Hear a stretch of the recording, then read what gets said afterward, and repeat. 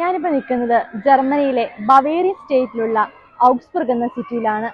വളരെ ചരിത്ര പ്രാധാന്യമുള്ളതും ഒപ്പം തന്നെ കത്തോലിക്ക വിശ്വാസത്തെ മുറുകെ പിടിക്കുന്നതുമായ ഒരു സിറ്റിയാണ് ഈ ഔഗ്സ്ബുർഗ്. ഇവിടെ ഒരുപാട് ചരിത്രപരമായ പള്ളികളുണ്ടെങ്കിലും ഇവയെല്ലാം മാറ്റി നിർത്തുന്ന ഒരു പള്ളിയിലാണ് ഞാനിപ്പോൾ നിൽക്കുന്നത്. നമ്മുടെ കുരുക്കഴിക്കുന്ന മാതാവിൻ്റെ പള്ളി. ഇന്ന് കേരളത്തിൽ ഉൾപ്പെടെയുള്ള പല രാജ്യങ്ങളിലും കുരുക്കഴിക്കുന്ന മാതാവിൻ്റെ കഥകളും ഒപ്പം തന്നെ മാതാവിനുള്ള ഭക്തിയും ഇന്ന് വർദ്ധിച്ചു വരുന്ന ഒരു കാലഘട്ടത്തിലാണ്. ഒപ്പം നമ്മൾ മനസ്സിലാക്കേണ്ട കാര്യം, ഈ കുരുക്കഴിക്കുന്ന മാതാവിൻ്റെ ഉത്ഭവം എന്ന് പറയുന്നത് പത്രോസിന്റെ നാമത്തിലുള്ള ഔഗ്സ്ബുർഗിലെ ഈ പള്ളിയിൽ നിന്നാണ്.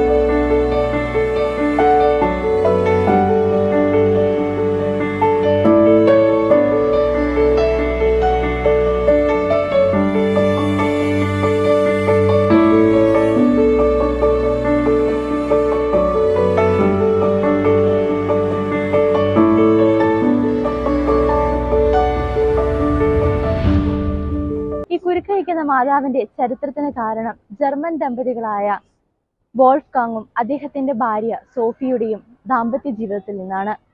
വളരെ സന്തുഷ്ടപരമായ ഒരു കുടുംബജീവിതം നയിച്ചുകൊണ്ടിരിക്കെ അവരുടെ ജീവിതത്തിൽ അപ്രത്യക്ഷമായി പ്രശ്നങ്ങൾ ഉണ്ടെടുത്തു.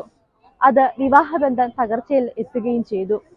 അങ്ങനെയിരിക്കെ ഈ വിവാഹബന്ധം അവരുടെ കുടുംബബന്ധം തകർന്നു പോവാതിരിക്കുന്നതിന് വേണ്ടി വോൾഫ്ഗാങ് ഈശ്വരസഭ വൈദിക സമൂഹത്തിലെത്തുകയും അവിടുത്തെ ഒരു വൈദികനോട് പ്രാർത്ഥനാ സഹായം അഭ്യർത്ഥിക്കുകയും ചെയ്തു. 70 കിലോമീറ്ററോളം യാത്ര ചെയ്താണ് വോൾഫ്ഗാങ് ഈ വൈദികന്റെ അടുത്ത് എത്തുന്നത്. വോൾഫ്ഗാങ് തന്റെ കയ്യിലുള്ള വിവാഹ റിബണ് ഈ വൈദികന് കൊടുക്കുകയും അവർ രണ്ടുപേരും പരിശുദ്ധ മാതാവിന്റെ തിരുസ്വരൂപത്തിന് മുമ്പിൽ നിന്ന് പ്രാർത്ഥിക്കുകയും ഒപ്പം ഈ സഭാ വൈദികൻ ഈ റിബണ് മാതാവിന് സമർപ്പിക്കുകയും ചെയ്തു. കുറച്ച് ദിവസങ്ങൾക്ക് ശേഷം നാം കാണുന്നത് മാതാവിന്റെ ഒരു വലിയ അനുഗ്രഹമാണ് അവരുടെ ജീവിതത്തിൽ കാണുന്നത്. ആ റിബണിലുള്ള ഓരോ കുരുക്കുകളും അഴിഞ്ഞു വരുന്നതായും ഒപ്പം അവരുടെ ജീവിതത്തിലെ ദാമ്പത്യ പ്രശ്നങ്ങൾ കൊണ്ട് നഷ്ടപ്പെട്ടു പോകുന്ന അവരുടെ കുടുംബജീവിതം തിരിച്ച് അവർക്ക് കിട്ടുകയാണ് നാം കാണുന്നത്.